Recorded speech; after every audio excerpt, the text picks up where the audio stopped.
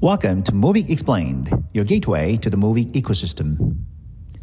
Looking back at the past year, I'd like to express that it was filled with pleasant surprises and gratitude. Even Bitcoin's remarkable performance seems insignificant because Mobick's performance dwarfs all the other crypto assets. But I can assure you, you haven't seen anything yet. One of the books that significantly influenced the BTCMobick project is Rodney Stark's The Rise of Christianity. In this video, I want to revisit the book and ponder its current relevance to the BTCMobick project. Every collective human endeavor has a religious aspect. Whether it involves dogma, mandates, or faith, individuals unite under a common belief that binds them together, granting them power to achieve extraordinary feats. Bitcoin, like other collective movements, originated as an unconventional idea among a small group of cryptography enthusiasts. Despite its initial development by scientists and developers, its impact remained negligible for a few years. Then, the Silk Road, an online darknet marketplace, adopted Bitcoin as its primary currency upon its launch in 2011.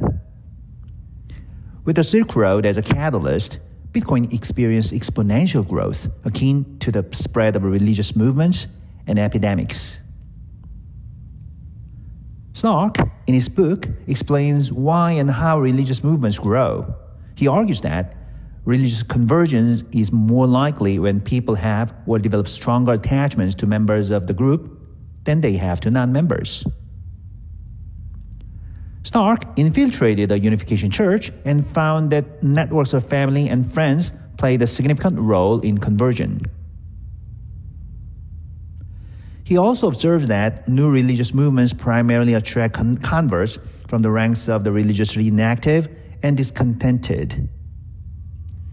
Bitcoin emerged from frustration with fiat currency and government control. Most people in the BTCMobick community are those associated with Bitcoin communities and are disillusioned with the anarchistic ideology of Bitcoin maximalists or the naive idealism of Ethereum. Fortunately, I had a few opportunities to witness the composition of the BTCMobick community in person through several airdrop events I participated in. It was essentially a miniature representation of South Korea's demographics from Gen Z to baby boomers. The community comprises young parents, middle-aged couples with years of crypto investments, college students new to crypto, and active older gentlemen on the internet. This community embodies the first stage of spread Stark suggested: informal networks and social ties. The early growth of Christianity was facilitated by informal social networks and interpersonal relationships, similar to how BTCMobick spread over the past year. The second stage, as introduced by Stark, is network effects. Christian communities initially flourished in urban centers, serving as hubs for maximizing network effects through social interactions. Since the end of the airdrops, Mobick exposure no longer relies on family ties. Instead, more and more people are exposed to this seemingly peculiar phenomenon through various YouTube channels, news articles, and personal blogs. The next stage is conversion of key individuals.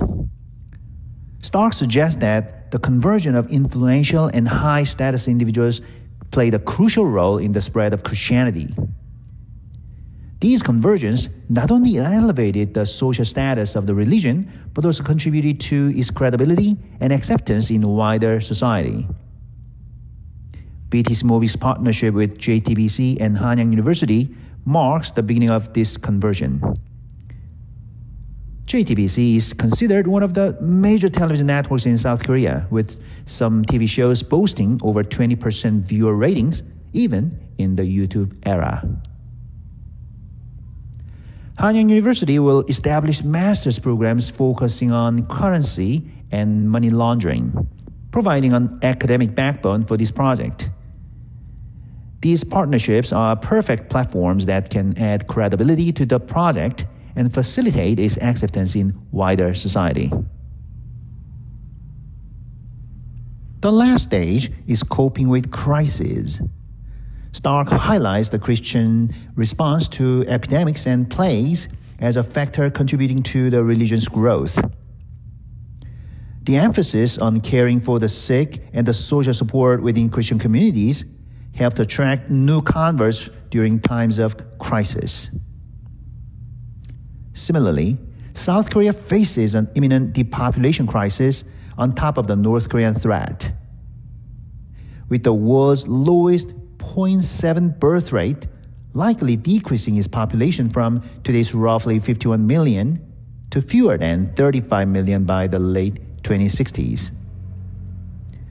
As the age pyramid rapidly inverts, a steep economic decline is inevitable. Samsung, the shining jewel in the South Korean economy, is clearly struggling. They're losing the smartphone battle with Apple, and their semiconductor business is faltering with TSMC's challenge. Additionally, the government is not helping by threatening to send his head, J.Y. Lee, to jail. I don't know if this project can grow like Christianity did 2,000 years ago and help turn the Armageddon-like crisis into an opportunity. Still, I don't intend to stay in my comfort zone and do nothing. I'd rather make it happen or die trying, because I believe in this gigantic change agent called BTCMobick.